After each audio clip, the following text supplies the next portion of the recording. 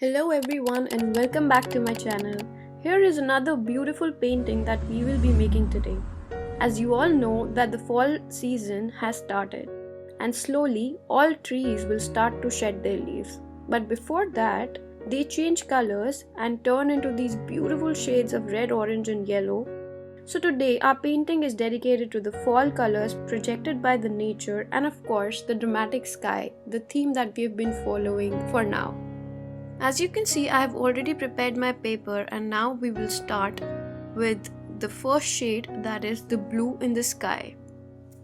Here also I am using the acrylic colors on Canson paper 300 GSM as used in my previous videos. To know more about how to prep the paper before starting painting on it, I will be making another short video for which you can always subscribe to my channel and wait for the tips and tricks that I'll be uploading soon.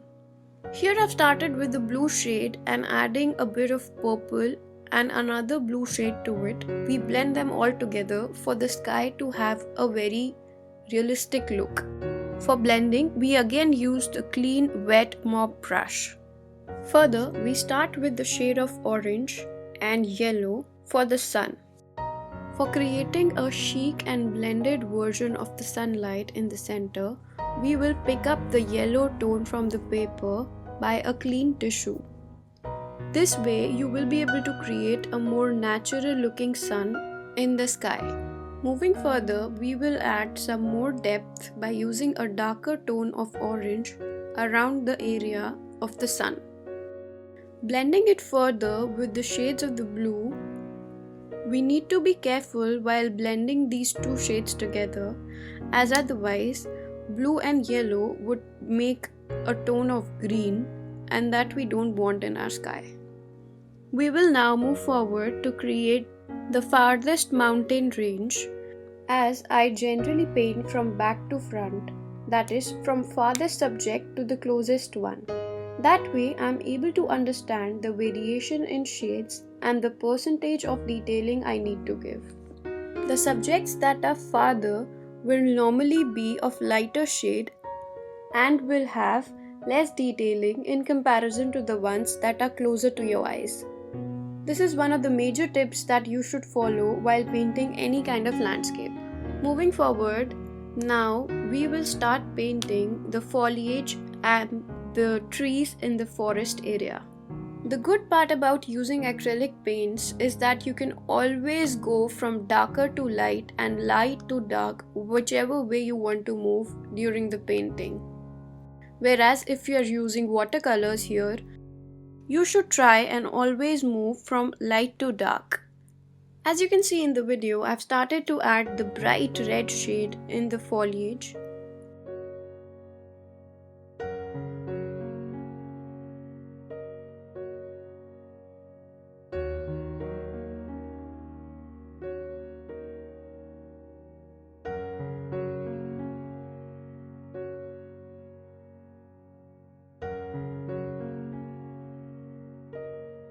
Keep in mind to leave the space for the lighter shades, as if you add the lighter shade on a one darker tone, it will not be as fresh as it should be that you can achieve on a white clear paper. Like you can see how I added yellow beforehand rather than adding it above orange.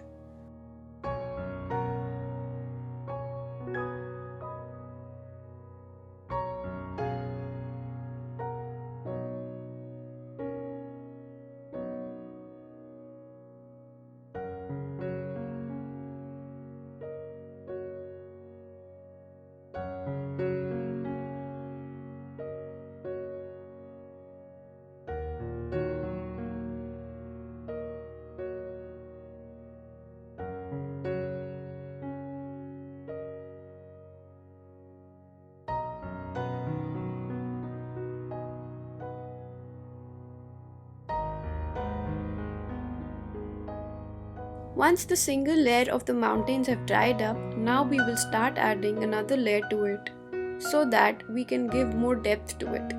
While painting on paper, you should keep in mind that the tone of color you use, once it is dried, it will lighten up.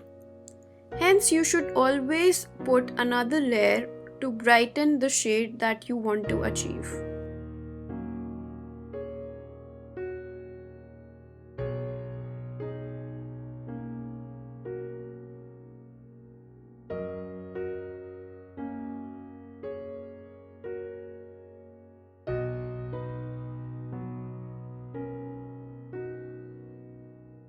Moving further, we will now add more darker tones to the painting. To create the detailing of the foliage, here I am using the stippling method.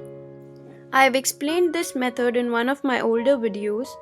You can check it out later in the pop-up shown above, or I will also attach the link in the description box below.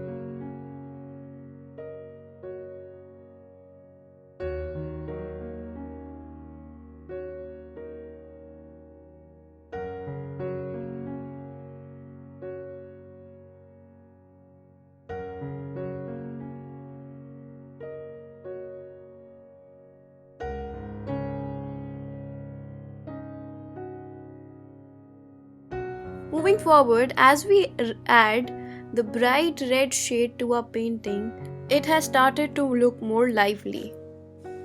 Here you can see I'm using two different brushes, both of similar range, round brushes, to add red and dark brown at the same time so that I can blend them well together to give a more realistic look. Adding a bit of lighter red or an orange tone to the foliage in front, it will give it more natural look. While creating such colorful landscapes, always keep in mind to use 3 to 4 different tones to create a single subject rather than completing it in 2 tones, as that way you will get a more natural look.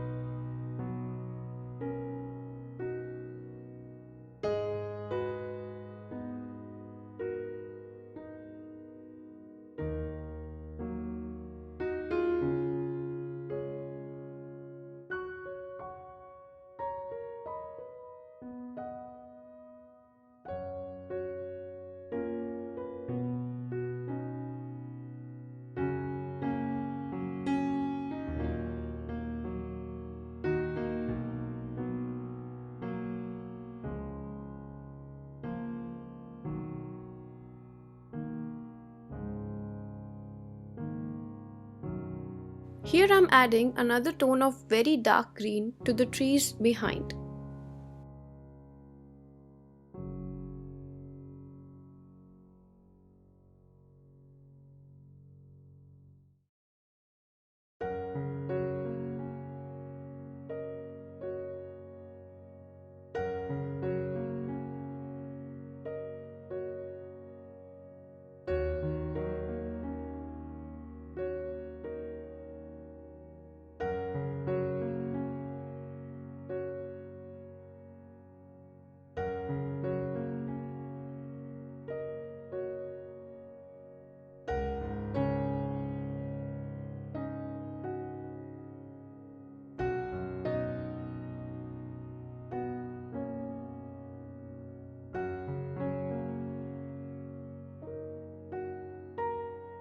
Moving forward, let's now start with creating the highlights of the bushes that we have created in the front. Picking up one section at a time and adding both highlight and depth to it at the same time will be a better method, as you will be able to blend the colors together easily.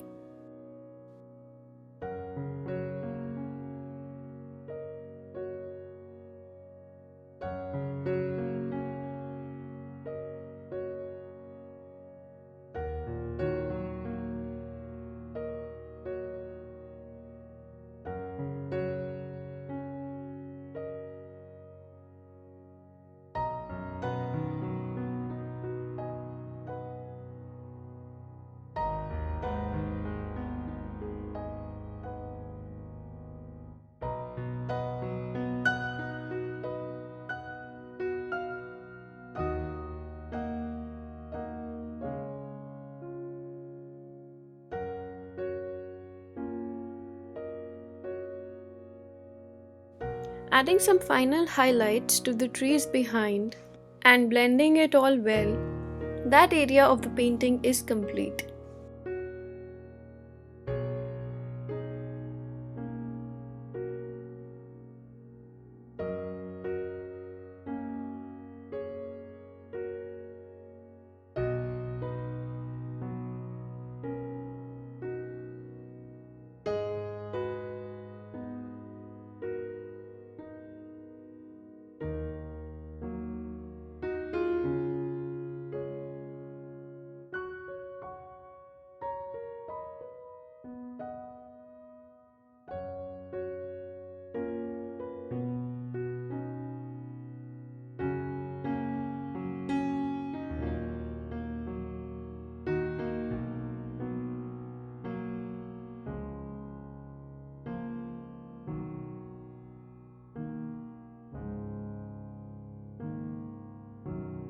Once the sky area is fully dried, now we will start to add another layer to the sun area to make it more brighter.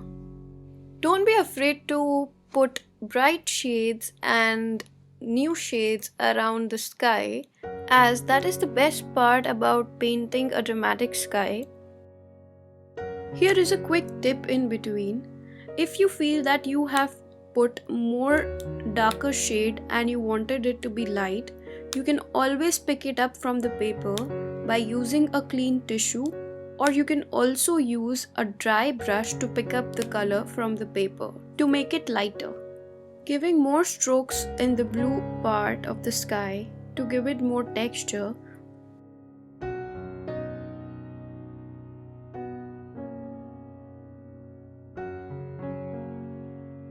Giving some final touch-ups and the highlights to the sky, our sky area is now ready. In any kind of painting, highlights and shadows play a major role in creating out any subject. If you're able to understand the essence of depth and highlights, you will be able to create amazing artworks by yourself. Giving some final touches to the bushes in front, our painting is ready. Hope you enjoyed painting with me. Please don't hesitate to ask any questions. I'm happy to help. You can either leave a comment in the comment section or you can email me. If you liked the video, don't forget to subscribe and share it with your loved ones. And keep painting. Bye bye.